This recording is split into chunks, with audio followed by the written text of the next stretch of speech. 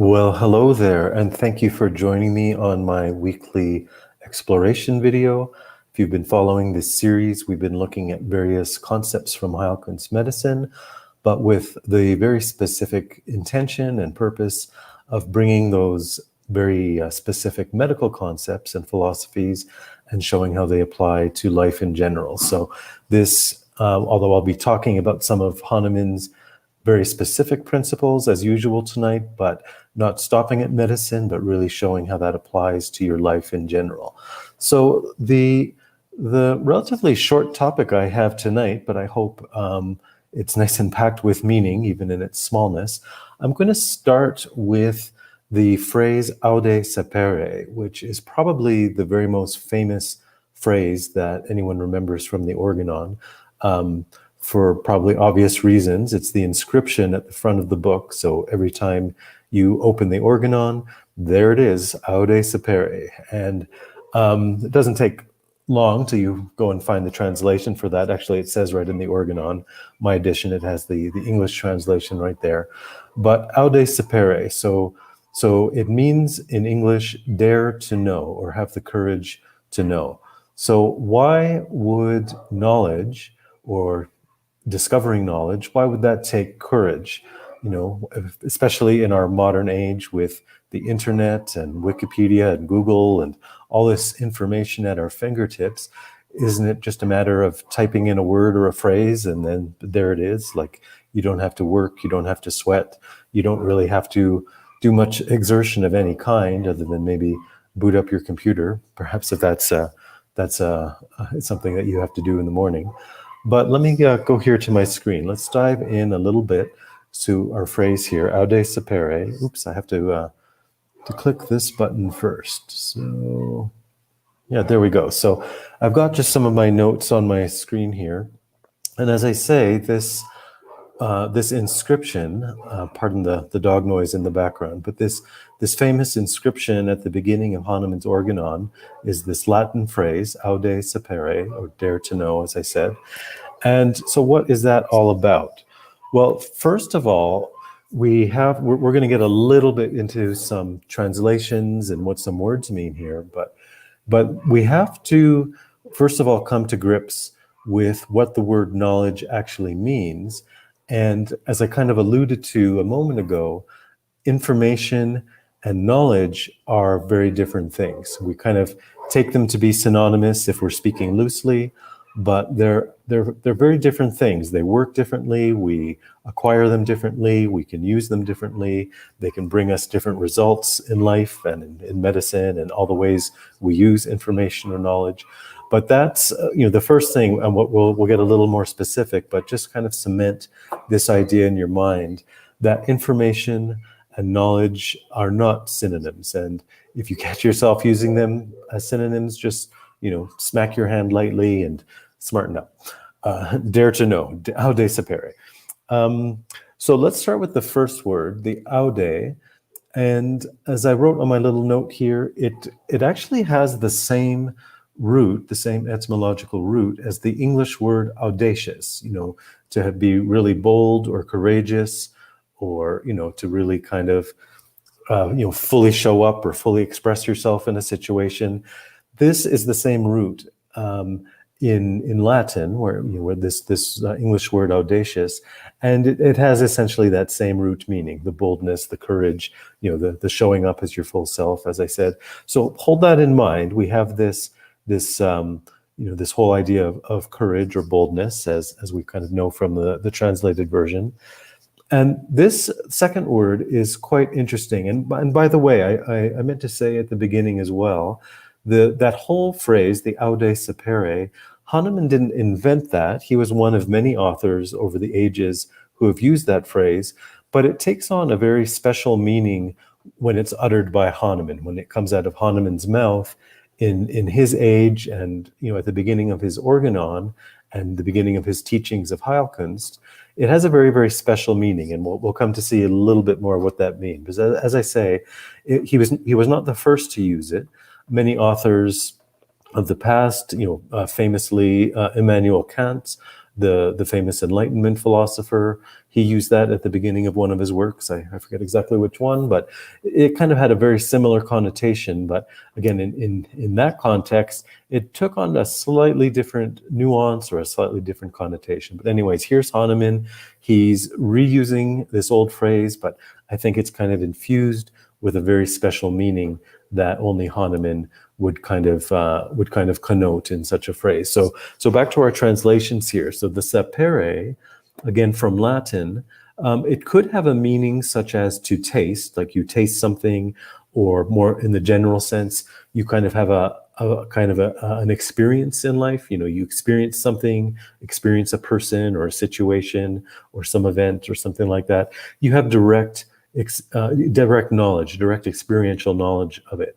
So, the words I wrote here, it kind of gets into having deep, intimate knowledge, or as I also wrote, it's kind of the difference between, having real, really, intimate kind of street knowledge, like living experience, versus book knowledge. So back to my previous note, that kind of hints at the difference, as I said, between information and knowledge.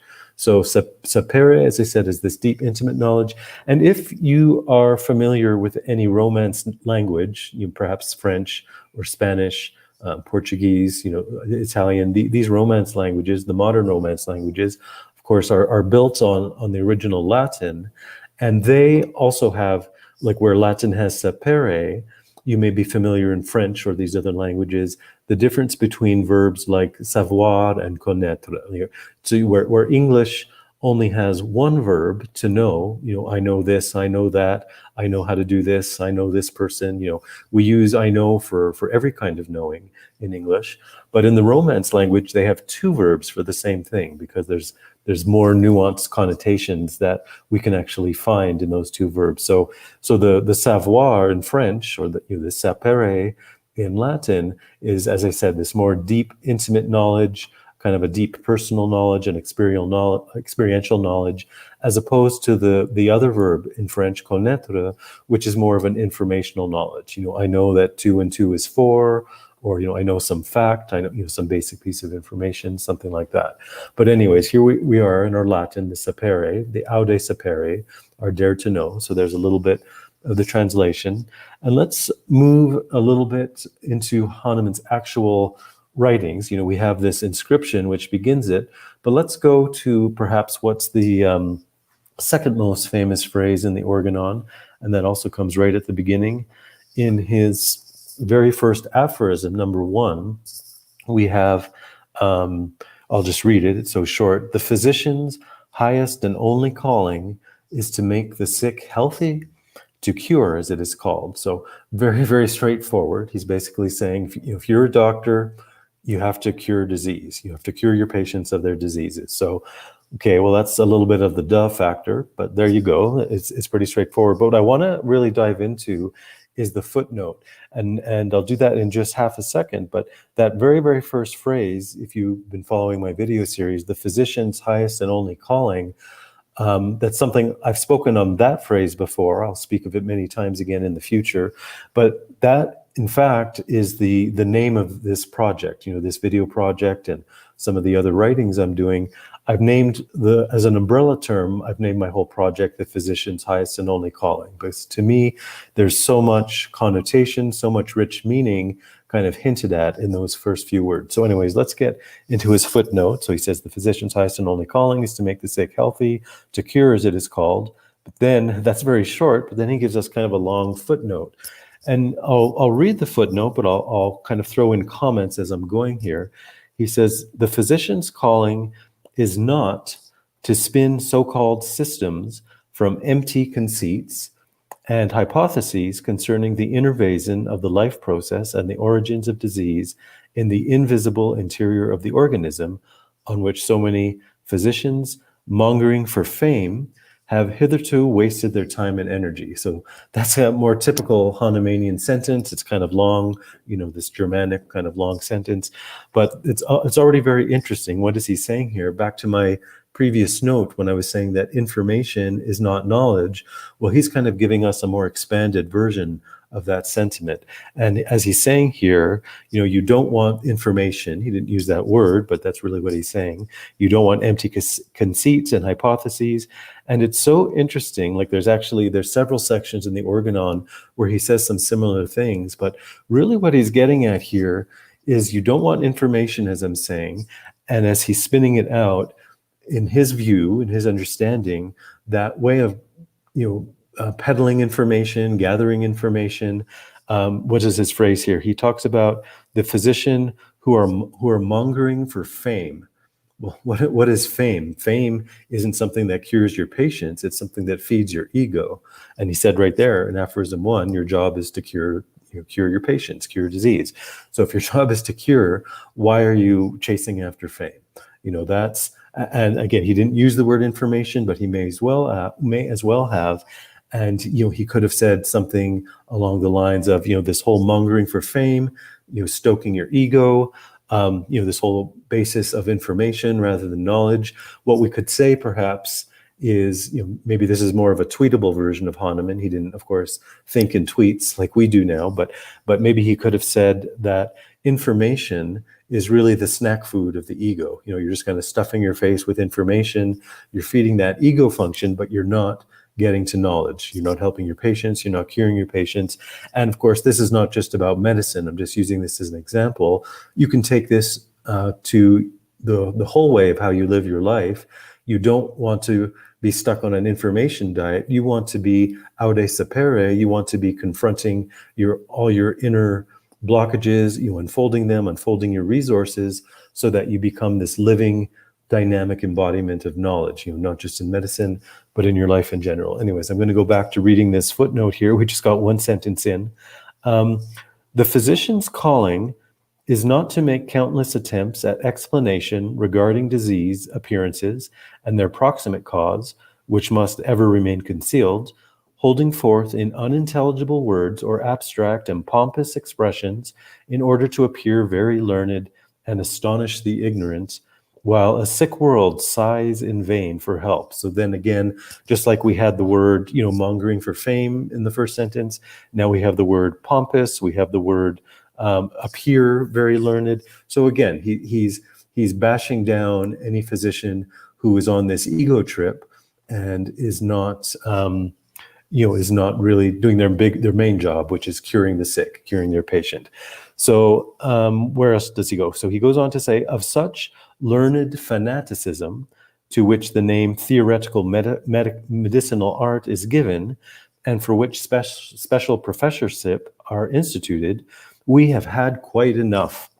It is high time for all those who call themselves physicians, once and for all, to stop deceiving suffering humanity with idle talk and to begin now to act.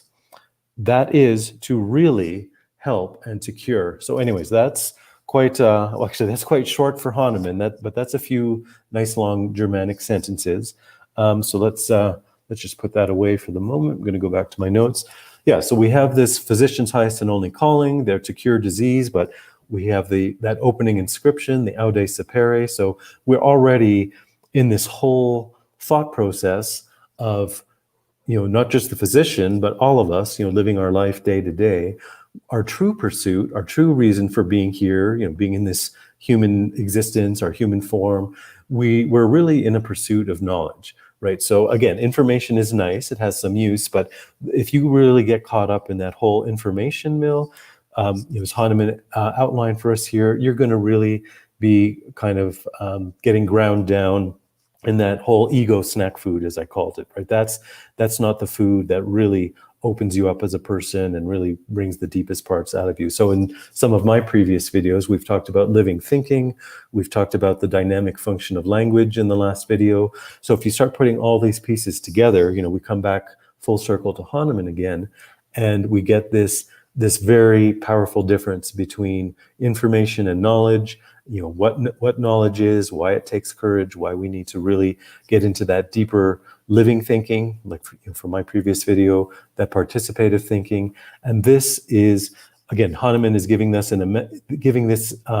giving this to us in a medical context. But as I'm saying, this is not just about medicine. This is about being human. This is about really unfolding yourself to your full living potential, your full dynamic engagement with your life and who you are, who the people around you are, your relationships, the events in your life, so on and so forth. So again, one simple little Latin phrase, Aude Sapere, and boy, we can go off in so many different directions, but just to lay down some basic tracks here. So as I wrote on my note, the courage of knowing is the courage to be fully alive, kind of like what I just said a moment ago. And actually, yeah, that's the end of my notes for this particular video. But I just wanted to, like I've been doing with many of my videos, lay this down as pretty much a foundational video, get all the really basic concepts. And as we go further through this video series, we're kind of going to be more dancing back and forth, weaving this basic concept over with this one and bringing that one together with this one. So for now, we're just laying a really, really nice, intricate layer of a foundation, but we will, as I say, keep weaving and spinning and opening up all these concepts and showing how they work together with each other. So thank you for joining me tonight, and I will see you again in my next video.